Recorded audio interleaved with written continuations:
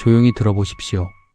지금 이 이야기는 누군가의 인생이 아니라 결국 모든 사람이 향하게 되는 한 지점을 말하고 있습니다.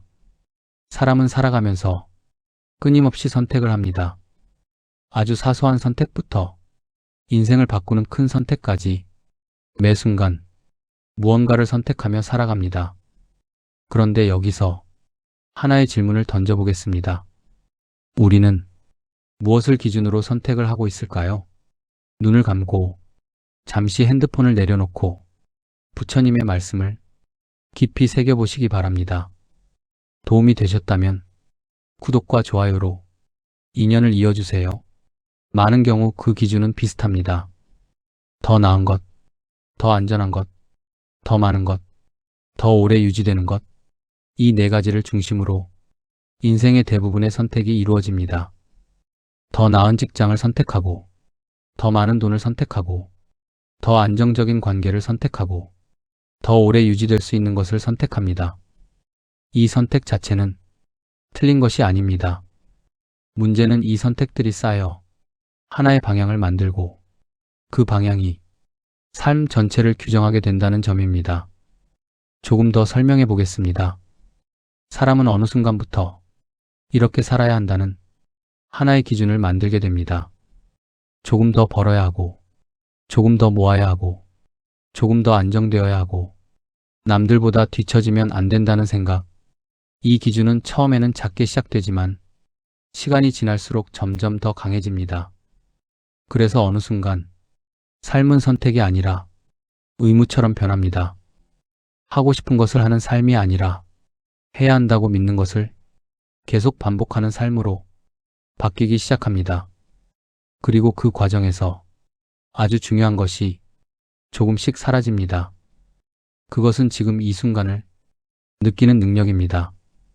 언제부턴가 현재는 항상 지나가는 과정이 되고 미래만이 목표가 됩니다. 오늘은 내일을 위한 준비가 되고 지금의 삶은 언젠가를 위한 희생이 됩니다. 그렇게 수십 년이 흐릅니다.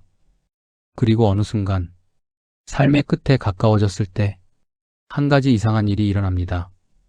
그동안 그렇게 중요하게 느껴졌던 것들이 갑자기 의미를 잃기 시작합니다. 지켜야 했던 것들이 더 이상 지켜지지 않고 쌓아두었던 것들이 더 이상 필요하지 않게 되고 그토록 중요했던 것들이 조용히 자리를 내려놓기 시작합니다. 그때 사람은 처음으로 자신의 삶을 멀리서 바라보게 됩니다. 그리고 이런 질문이 생깁니다. 나는 왜 이렇게 살았을까? 이 질문은 책에서 배우는 것이 아니라 삶 전체를 지나온 뒤에야 비로소 생기는 질문입니다. 그리고 이 질문의 끝에서 하나의 문장이 남습니다. 그렇게까지 살 필요는 없었다. 이 말은 후회이기도 하고 이해이기도 하며 깨달음이기도 합니다. 그렇다면 이 말을 조금 더 풀어보겠습니다. 그렇게까지라는 말은 무엇을 의미할까요?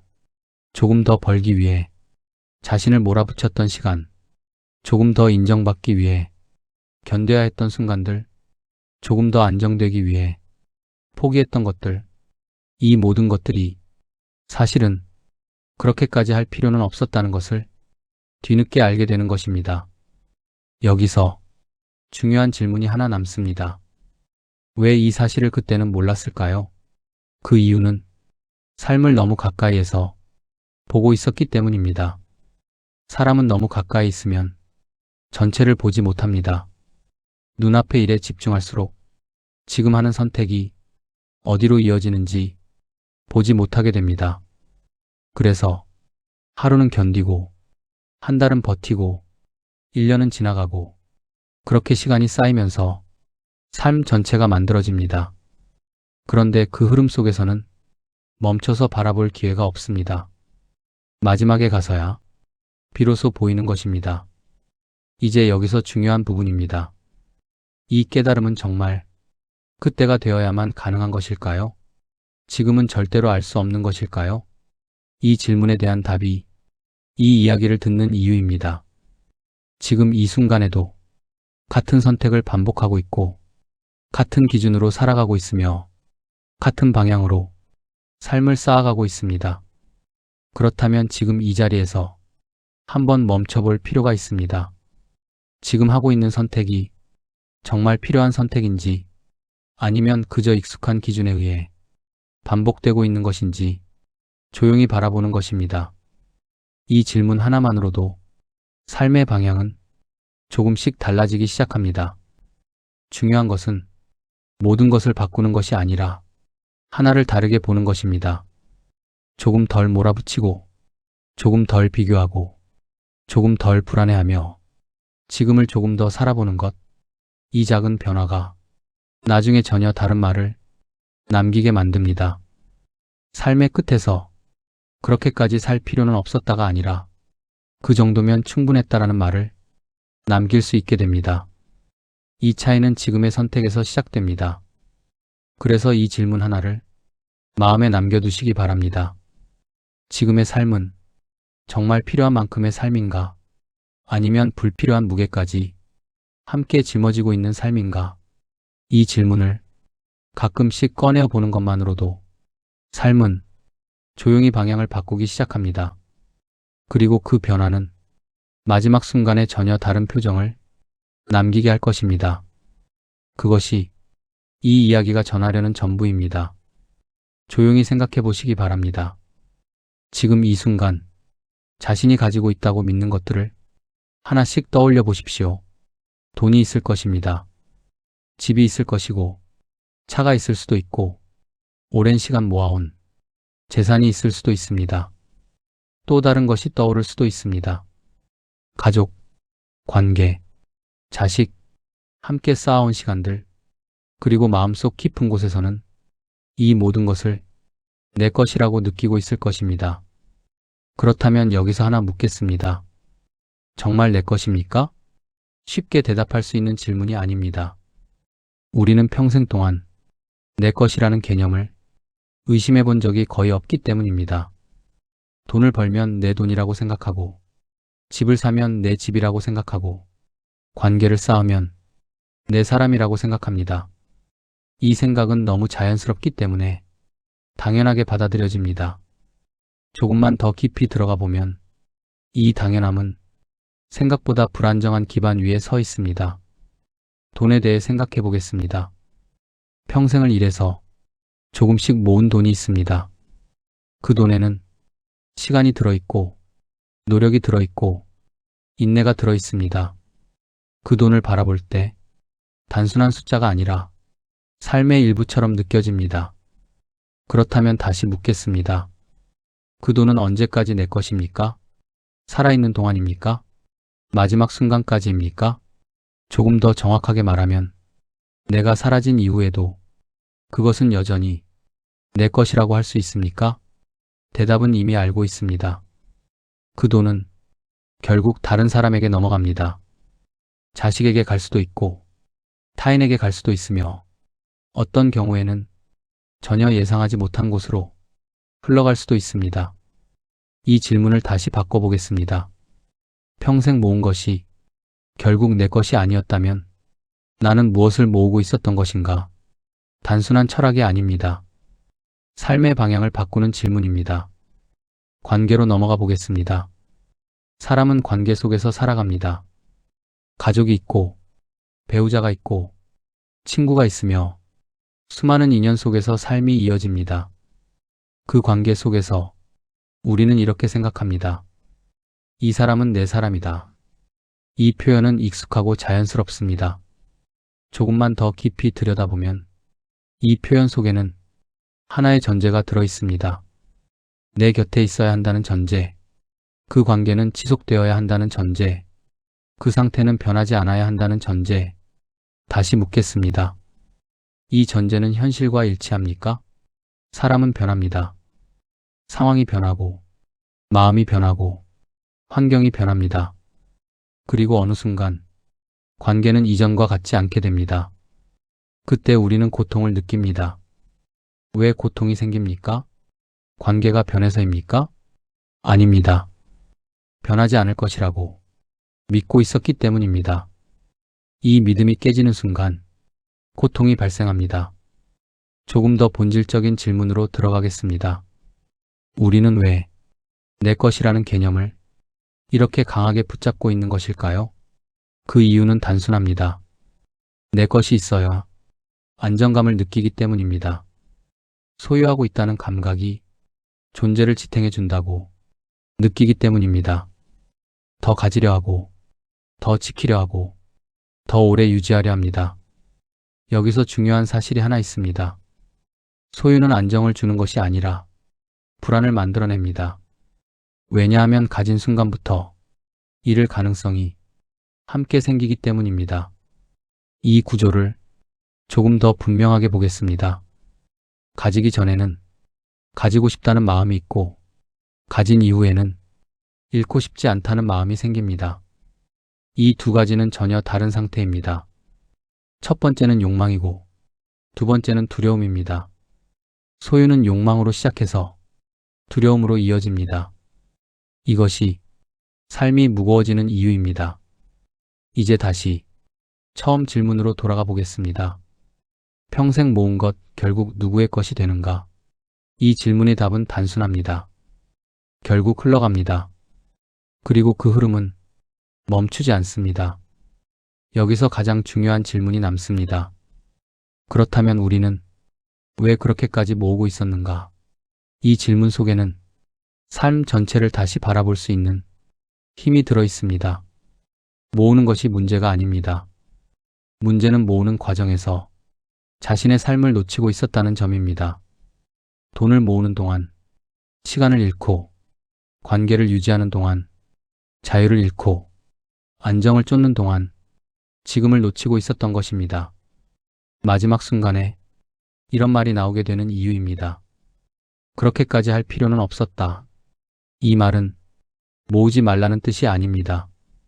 삶의 중심이 그것이 아니었다는 뜻입니다. 이제 이 질문을 자신에게 던져보시기 바랍니다. 지금 가지고 있는 것들 중에서 정말 끝까지 내 것이라고 할 수 있는 것이 있는가? 이 질문은 조금 불편할 수 있습니다. 이 질문을 마주하는 순간부터 삶은 조금씩 가벼워지기 시작합니다. 지켜야 한다는 압박이 조금씩 줄어들기 때문입니다. 흘러가는 것을 있는 그대로 보게 되기 때문입니다. 이 변화는 아주 작게 시작되지만 시간이 지날수록 삶 전체를 바꾸게 됩니다. 이 한 문장을 마음에 남겨두시기 바랍니다. 모은 것은 남지 않고 살아낸 순간만 남는다. 이것이 이 이야기의 핵심입니다. 조용히 들어보시기 바랍니다. 지금 이 이야기는 무언가를 새롭게 배우는 것이 아니라 이미 알고 있는 사실을 다르게 보게 만드는 과정입니다. 사람은 알고 있습니다. 모든 것은 결국 떠난다는 것을 알고 있고, 모은 것은 남지 않는다는 것을 알고 있으며, 지금 쥐고 있는 것들이 언젠가는 손에서 빠져나간다는 것도 알고 있습니다. 이 사실을 모르는 사람은 거의 없습니다. 여기서 하나 묻겠습니다. 왜 우리는 알고 있으면서도 끝까지 놓지 못하는 것일까요? 이 질문은 단순한 의지의 문제가 아닙니다. 조금 더 정확하게 말하면 놓지 못하는 것이 아니라 놓을 수 없는 구조 속에서 살아가고 있는 것입니다. 이 구조를 이해하지 못하면 아무리 내려놓아야 한다고 생각해도 삶은 바뀌지 않습니다.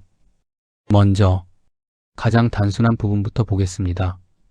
무언가를 가지게 되면 그 순간부터 하나의 변화가 시작됩니다. 그것은 없던 상태에서 있는 상태로 바뀌는 것입니다. 이 변화는 겉으로는 단순해 보이지만 내면에서는 아주 큰 차이를 만들어냅니다. 없을 때는 그저 원하는 상태였지만 가지고 나면 그것은 지켜야 하는 것이 됩니다. 하나의 질문을 던져보겠습니다. 왜 지켜야 한다는 생각이 생길까요? 그것이 사라지면 지금의 상태가 무너질 것 같기 때문입니다. 이것이 바로 두려움의 시작입니다. 조금 더 깊이 들어가 보겠습니다. 사람은 단순히 물건을 가지는 것이 아니라 그것을 통해 자신의 상태를 정의합니다. 돈이 많으면 안정된 사람이라고 느끼고, 관계가 유지되면 외롭지 않은 사람이라고 느끼며, 무언가를 가지고 있을 때 자신이 괜찮은 상태라고 느낍니다. 그것이 사라지는 순간 단순히 무언가를 잃는 것이 아니라 자기 자신이 흔들리는 것처럼 느껴집니다. 이때부터 놓는 것이 아니라 놓지 못하는 상태가 됩니다. 이제 다시 묻겠습니다. 정말로 그것이 사라지면 자신이 무너질까요? 쉽게 답할 수 없습니다. 우리는 이미 그렇게 믿고 있기 때문입니다. 이 믿음은 오랜 시간 동안 조금씩 쌓여온 결과입니다. 어릴 때부터 무언가를 가져야 인정받고, 무언가를 이루어야 가치가 있고, 무언가를 지켜야 안정된 삶이라고 배워왔습니다. 가지지 못하면 불안하고, 잃을 것 같으면 두렵고, 지키지 못하면 실패한 것처럼 느껴집니다.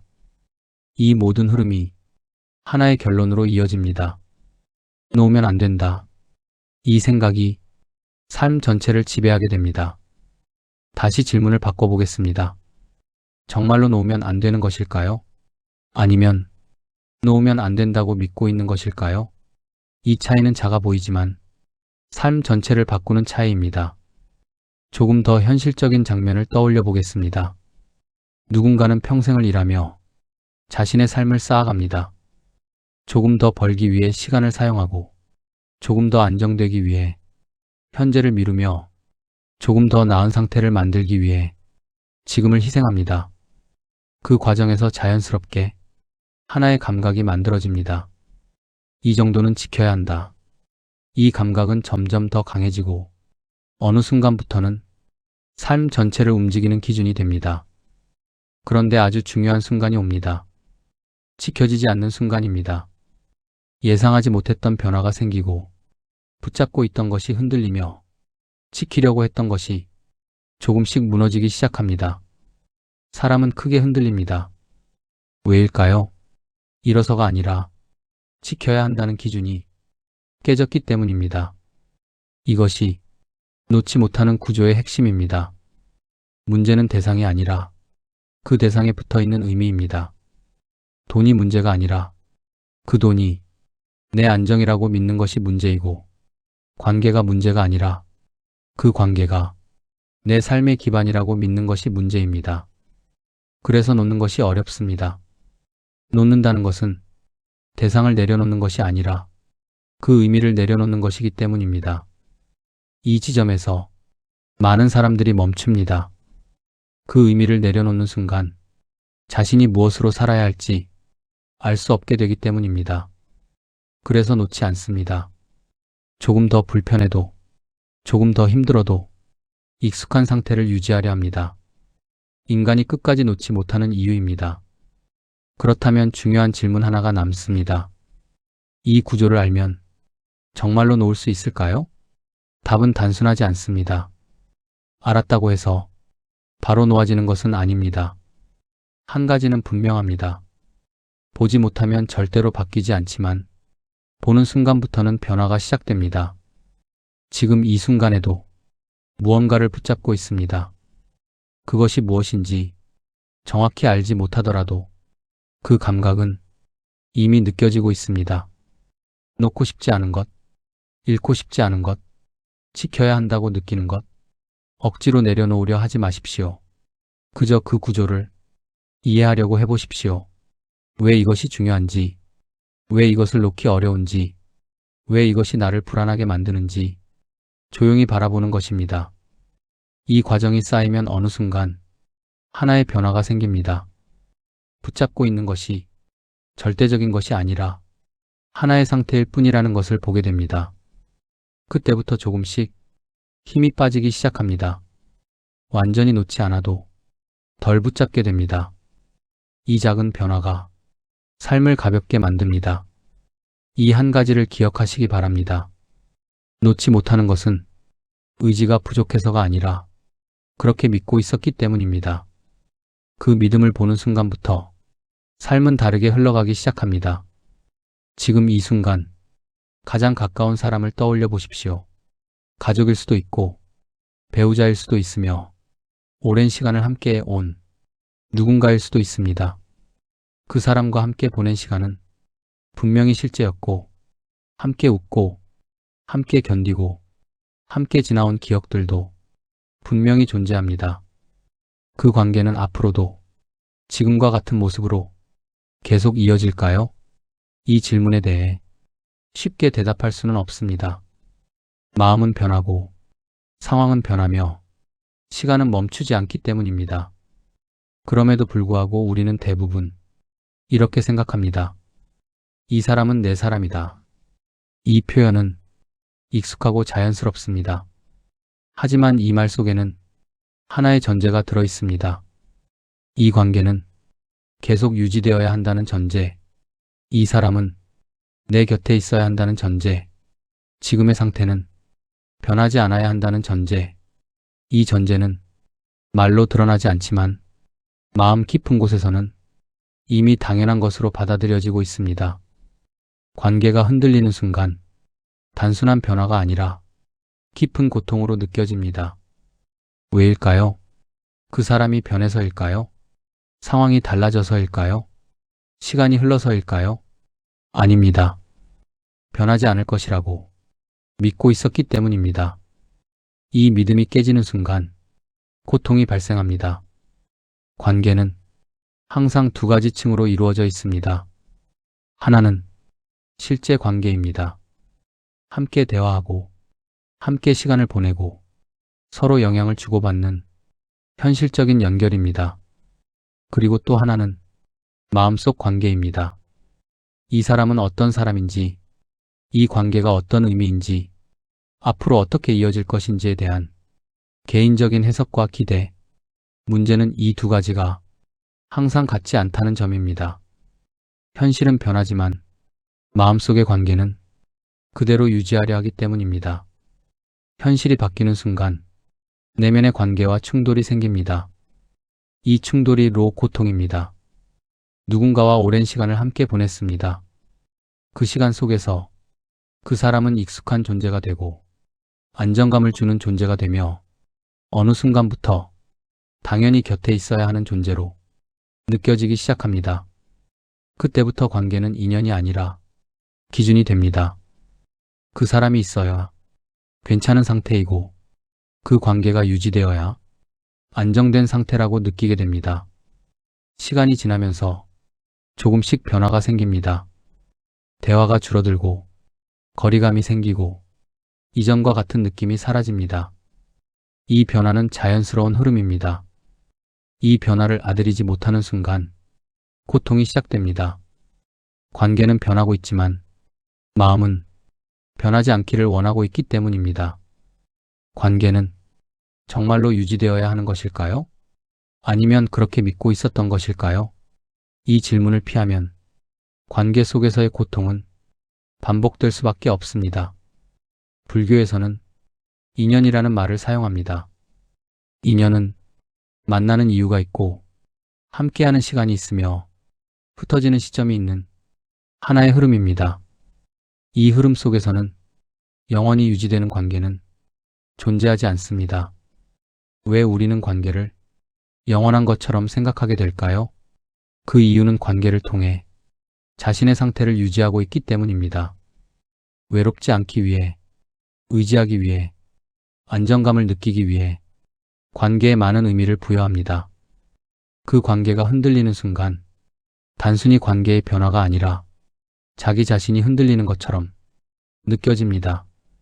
정말로 그 사람이 있어야만 지금의 내가 유지될 수 있는 것일까요? 한 번은 반드시 마주해야 하는 질문입니다.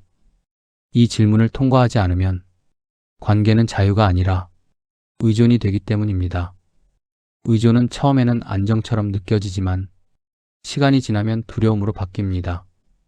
그래서 더 붙잡게 되고 더 불안해지고 더 힘들어집니다. 이제 조금 다른 방향으로 보겠습니다. 만약 이 관계가 영원하지 않다는 것을 처음부터 알고 있었다면 어떻게 달라졌을까요? 조금 더 소중하게 대했을까요? 조금 더 진심으로 대했을까요? 조금 덜 당연하게 여겼을까요? 이 질문의 답은 이미 알고 있습니다. 관계를 보는 방식이 중요합니다. 붙잡아야 하는 것으로 보면 불안이 생기고 흘러가는 것으로 보면 오히려 더 깊이 느낄 수 있습니다. 말로는 작아 보이지만 경험에서는 완전히 다릅니다. 이 한 문장을 마음에 남겨두시기 바랍니다. 사람은 내 것이 아니라 지나가는 인연이다. 이 문장을 차갑게 받아들이지 마십시오. 이 문장을 이해하는 순간 관계는 더 따뜻해집니다. 붙잡으려 하지 않기 때문입니다. 붙잡지 않으면 있는 그대로를 보게 되고 있는 그대로를 보면 진짜 관계가 시작됩니다. 관계를 잃지 않으려 하지 말고 관계를 지금 이 순간에 온전히 경험해 보시기 바랍니다. 그렇게 할 수 있다면 관계는 고통의 원인이 아니라 삶을 깊게 만드는 하나의 경험이 됩니다. 지금 이 순간 삶이 왜 이렇게 무겁게 느껴지는지에 대해 한 번이라도 깊이 생각해 본 적이 있는지 말입니다. 많은 사람들은 삶이 힘든 이유를 상황에서 찾습니다. 일이 많아서 힘들고, 돈이 부족해서 힘들고, 관계가 어려워서 힘들고, 환경이 좋지 않아서 힘들다고 생각합니다. 이 설명은 틀린 것은 아닙니다. 하지만 충분하지도 않습니다. 같은 상황에서도 어떤 사람은 견디고 어떤 사람은 무너지는 경우가 있기 때문입니다. 그렇다면 다시 묻겠습니다. 삶을 무겁게 만드는 것은 정말 상황일까요? 아니면 다른 이유가 있을까요? 사람은 살아가면서 끊임없이 무언가를 쌓습니다.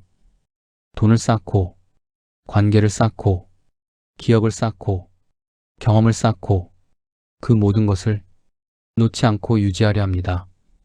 여기서 중요한 변화가 일어납니다. 처음에는 쌓는 것이 목적이었지만 시간이 지나면서 지키는 것이 목적이 됩니다.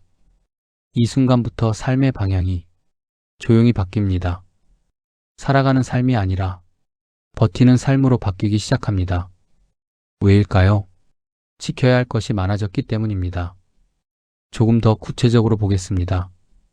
돈이 많아질수록 지켜야 할 범위가 넓어지고 관계가 많아질수록 신경 써야 할 영역이 늘어나며 쌓아온 시간이 길어질수록 잃고 싶지 않은 것이 많아집니다. 이 모든 것이 합쳐져 하나의 감각을 만듭니다. 이것은 지켜야 한다. 이 감각은 겉으로는 안정처럼 보이지만 내면에서는 지속적인 긴장을 만들어냅니다.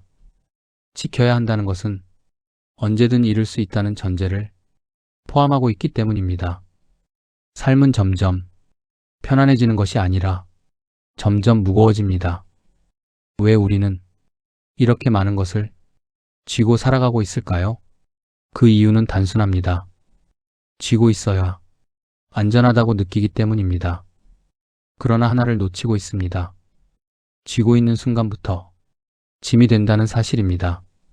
처음에는 도움이 되었던 것이 시간이 지나면서 부담이 됩니다.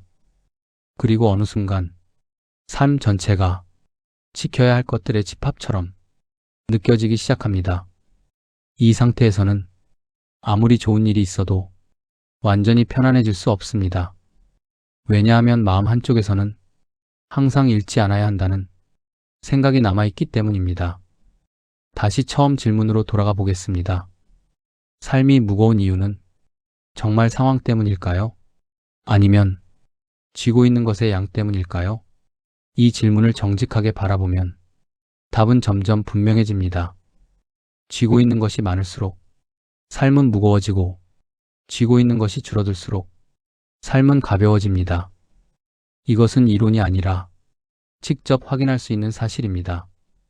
하루 동안만이라도 조금 덜 신경 쓰고 조금 덜 지키려 하고 조금 덜 붙잡고 살아보면 이미 느껴집니다. 마음이 조금 가벼워진다는 것을.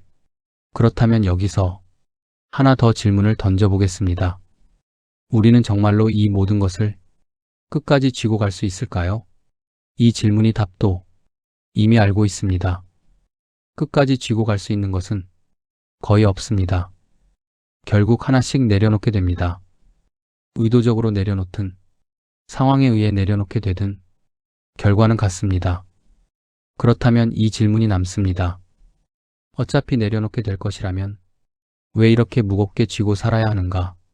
이 질문을 피하지 마십시오. 이 질문 속에는 삶을 바꾸는 힘이 들어 있습니다. 놓는다는 것은 모든 것을 포기하는 것이 아닙니다. 조금 덜 쥐는 것입니다. 조금 덜 지키려 하고, 조금 덜 붙잡고, 조금 덜 무겁게 살아가는 것입니다. 이 변화는 아주 작게 시작되지만 삶 전체를 바꿉니다. 그래서 이 한 문장을 마음에 남겨두시기 바랍니다. 삶이 무거운 이유는 많이 가지고 있어서가 아니라 많이 쥐고 있기 때문이다. 이 문장을 한 번이 아니라 여러 번 꺼내어 보시기 바랍니다. 그 순간부터 삶은 조용히 달라지기 시작합니다.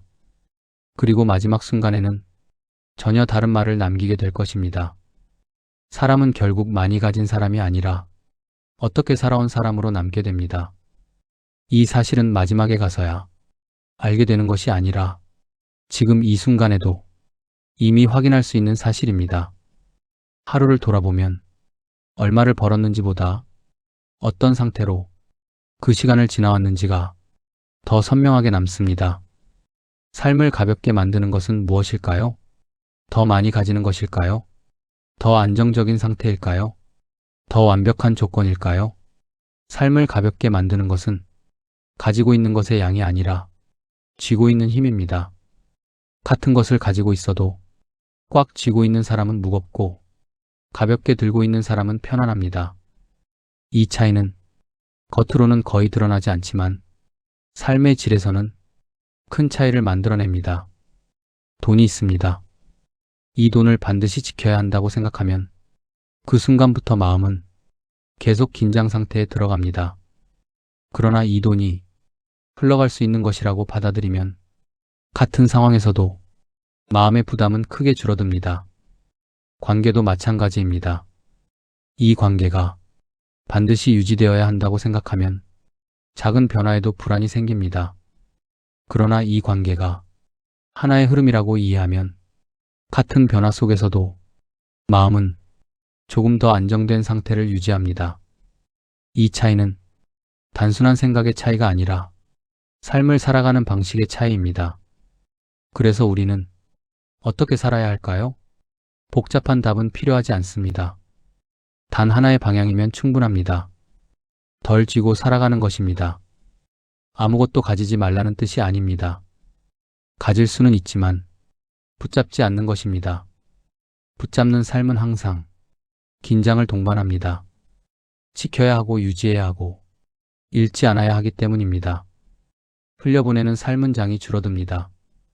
들어오면 받아들이고 나가면 보내주는 흐름 속에서 자연스럽게 균형이 유지되기 때문입니다. 이 상태에서는 같은 상황에서도 삶의 무게가 완전히 다르게 느껴집니다. 그래서 삶을 바꾸기 위해 환경을 바꿀 필요는 없습니다. 쥐고 있는 방식을 조금 바꾸면 됩니다. 조금 덜 집착하고, 조금 덜 지키려 하고, 조금 덜 불안해하며 지금을 조금 더 살아보는 것입니다. 이 변화는 처음에는 작게 느껴지지만 시간이 지나면서 삶 전체를 바꾸게 됩니다.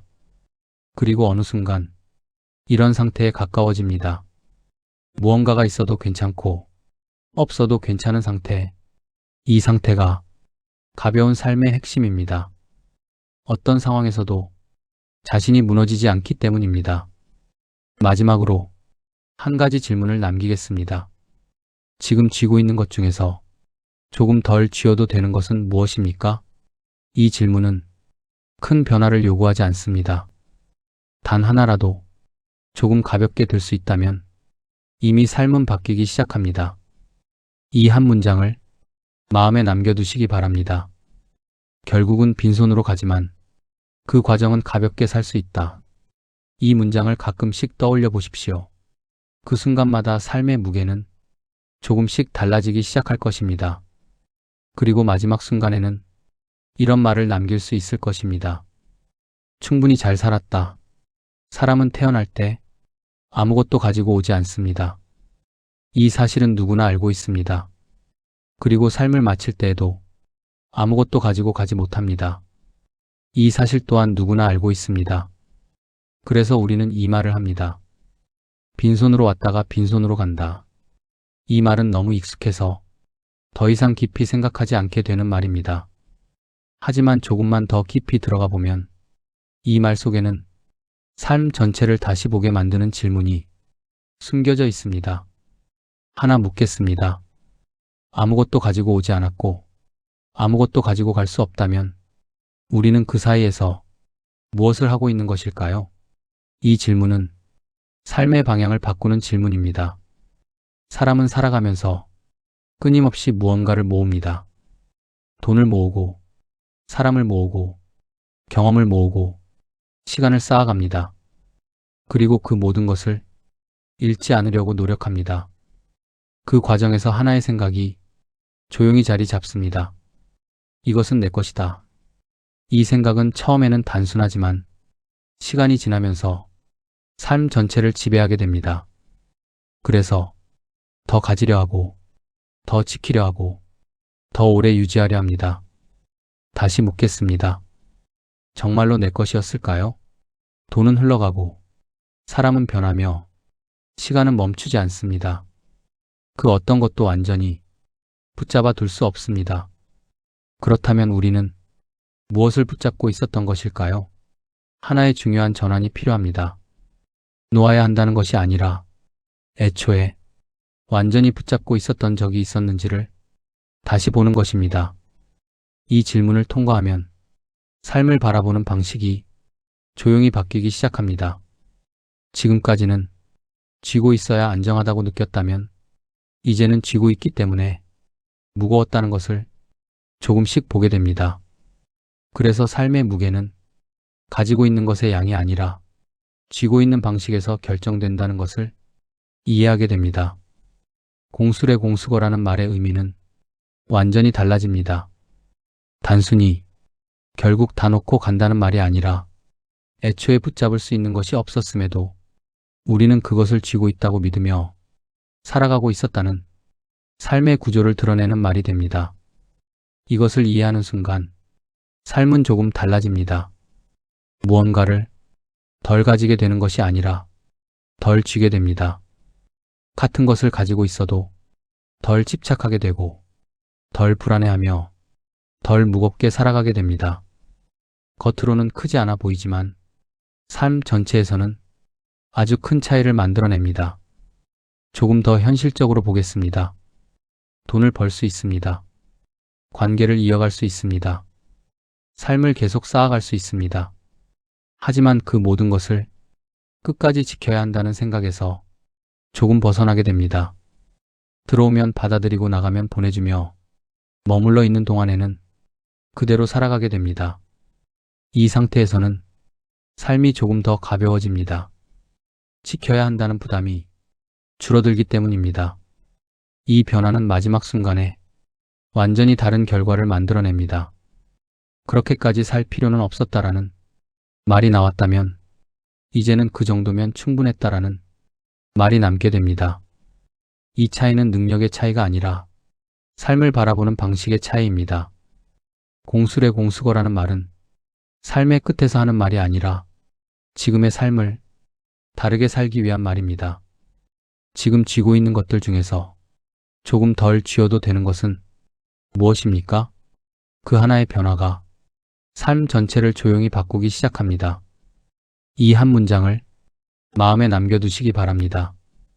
빈손으로 왔다가 빈손으로 가지만 그 사이에 삶은 가볍게 살아갈 수 있다. 그 변화는 마지막 순간에 전혀 다른 표정을 남기게 할 것입니다. 이것이 이 이야기의 끝입니다. 나무 아미타불, 나무 아미타불, 나무 아미타불, 성불하십시오.